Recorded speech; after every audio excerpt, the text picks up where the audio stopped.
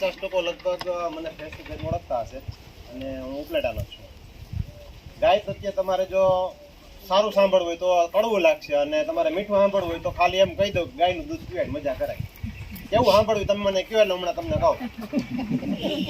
કેવું તમારે સાંભળવું ને તમને કહો એટલે તમે હમણાં અહીંયા ને તમે તમારા કાન મીંડો પકડવા. ગાય શાસ્ત્રો સહમત જે વાત છે ગાયની એના ઉપર વાત કરીએ તો જ્યારે અંતિમ સમયે પિતામાં ભીષ્મને યુધિષ્ઠિરને પૂછવામાં આવ્યું કે ગાયની સ્થિતિ કેવી અને મનુષ્યની સ્થિતિ કેવી, તો કે જેવી સ્થિતિ જેમ જેમ ગાયની થતી જાય ને એમને મનુષ્યની સ્થિતિ થતી જાય. તો એના ઉપર આપણે ઊંડાણપૂર્વક વિચાર કરવો હોય તો કેવી રીતે કરવો? ગવર્મેન્ટ આંકડા પ્રમાણે 40%, અહીંયા ઘણા બધા મેડિકલ લાઈન સાથે જોડાયેલા છે, 40% અનફર્ટિલિટી છે. અનફર્ટિલિટી એટલે નવ દંપતીને બાળક જન્મ નથી થતો. 100% વાત સત્ય છે કે ખોટી છે? સાચી છે. 30% એવો છે કે માત્ર બાળકી જન્મે છે, દીકરો નથી જન્મતો. તો વાહ વધ્યા 20%. 20% છે એમાં એ રીતે સક્ષમ નથી કે પુત્રને જન્મ આપી શકે. તો આ સમસ્યા આવી ક્યાંથી? અને બાળક જન્મે છે એને બાળકને અને માતા પિતાને કોઈને એકબીજાને પ્રત્યે ફિલિંગ નથી. જે આજે અમારી જનરેશન પહેલાના અમારી સુધી બાપા ગમે એવો ધમાર નાખતા તો અમને બાપા વાલા જ લાગતા, માય વાલી જ લાગતી. અત્યારનું નાનું બાળક છે જરીક એને ધમારો એટલે રિહાઈ જઈને સામેથી ગમે એવું મનાવ્યું તો માનતું નથી. સાચું કે ખોટું? તો આ વાત ઉદ્ભવે છે કે ગૌ સંવર્ધનમાં આર્ટિફિશિયલ રીતે બાળક જન્મ જે રીતે લે છે ગૌ સંવર્ધનમાં, જે નેચરલી ગાયને પ્રેમ નથી મળતો નંદી વગરનો, એટલે આ પ્રોબ્લેમ ક્યાંથી શરૂ થાય? વાછડાની ઝંઝટને કારણે ખાલી મારે વાછડી જ જોતી છે એવા સીમન આવે છે, એના દ્વારા વાછડી જન્મે છે, એટલે એમાં કોઈ પણ પ્રકારની ફિલિંગ નથી હોતી. હવે એ ગાયનું આપણે દૂધ પી છે. મારે ત્યાંથી સાહેબ દૂધ લે છે અને ખ્યાલ છે મારી ગાય બીમાર હોય એટલે એ ગાયનું 1 અઠવાડિયા સુધી કોઈને દૂધ દેવાનું નહીં. મેડિકલ લાઈન સાથે જોડાયેલા એને ખબર હોય સ્ટીરોઇડના ઇન્જેક્શન નાતે આપેલા હોય, ગમે એવા દૂધ મેળવવાનો માસ્ટર હોય ને તો 2 દિવસ સુધી દૂધ જામે નહીં. દૂધ જામે નહીં તો વધારે પડતા ગાયનું દૂધ નાનું બાળક, બીમાર વ્યક્તિ અને મોટી ઉંમરના વ્યક્તિઓને દૂધ પાવામાં આવતું હોય, અને એ દૂધ પીએ એટલે 100% સાંજે બાળકને પાયું રાતે ઉલટી થાય કારણ કે રવાડ જાડા થાય. આ એક વિચારવા જેવી વસ્તુ છે. આપણે દૂધ લઈએ છીએ તો ક્યાંથી લે અને કેવી રીતે લેવું ને ક્યાં ગૌપાલન કેવું થાય ત્યાંથી દૂધ લેવું, એ વસ્તુ મહત્વનું છે. આજે 5 રૂપિયાનું મૂંગું છે, 10 રૂપિયાનું મૂંગું છે, ડંકાની ચોટ ઉપર હું 1 લીટર દૂધ ક્યાંય દેવા નથી જતો, મારી ઘરેથી લેવા આવે. આમ 50 થી 100 ફૂટ છેટું હોય ને તો અહીંયા હું દૂધ દેવા નથી જતો. હું ચોખ્ખું કહું છું, દૂધ વેચું, દારૂ નથી વેચતો. અમૃત છે, તમારે જોતું તમારે લેવા આવવાના. તો જ કેમ કે મારા દૂધની કદર થાય, એ સિવાય કદર ન થાય. મારી જેમ ગાય વહુ કે એમ દૂધ બંધ થતું જાય, જેમ યાન ફોટો મૂકવો એટલે એમ જ 16મે દિવસે અમારું દૂધ ચાલુ કરી દેજો. જેનું પહેલા ચાલુ હોય એનું પહેલા છેલ્લે લગી જાય, જેનું વાંય ચાલુ થાય એનું વાંય પરબારું બંધ થઈ જાય, જેમ દૂધ ઘટતું જાય. તો આ પ્રશ્ન ઉદ્ભવ્યો છે આ રીતે.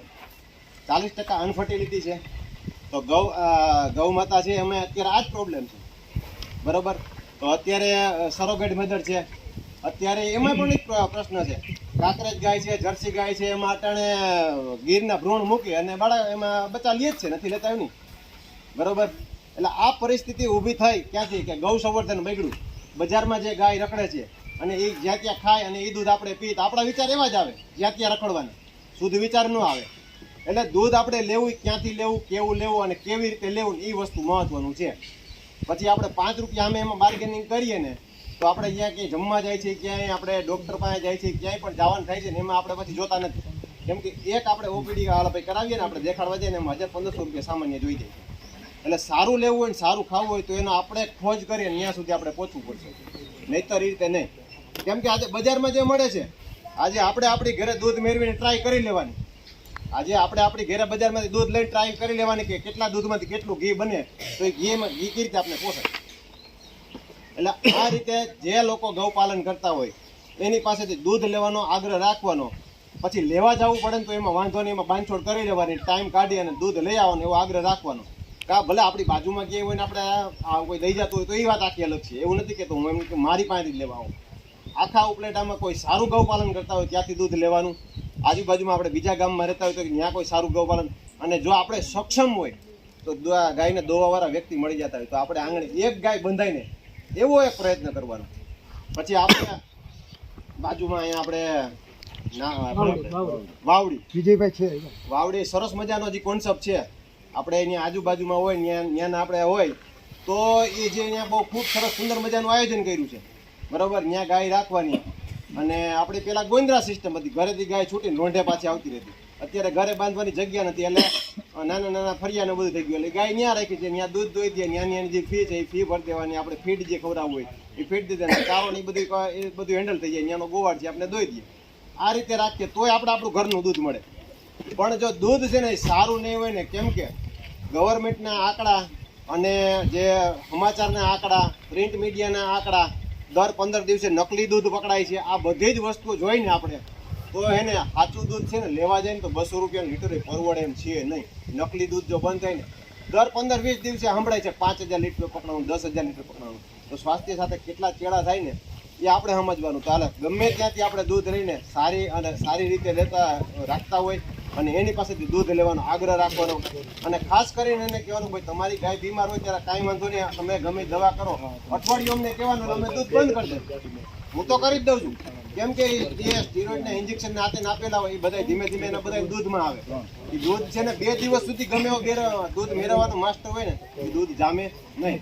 એટલે આ રીતે બધા જ માતાઓ, બહેનો, દીકરીઓને કહું છું, મારે ત્યાંથી આ વડીલો આમાં છે ને મોટી ઉંમરના આપણે માતાઓ છે એને ખબર હશે, મારે ત્યાંથી 3 વ્યક્તિ વાછડાવાળી ગાયનું દૂધ લે છે. એ વડીલોને માતાઓ બહેનોને બધાને ખબર હશે એનું કારણ શું છે બરોબર. એટલે ખૂબ સારી રીતે સારું દૂધ મળતું હોય ત્યાંથી લેવાનો પ્રયત્ન કરવો. જય ગૌ માતા.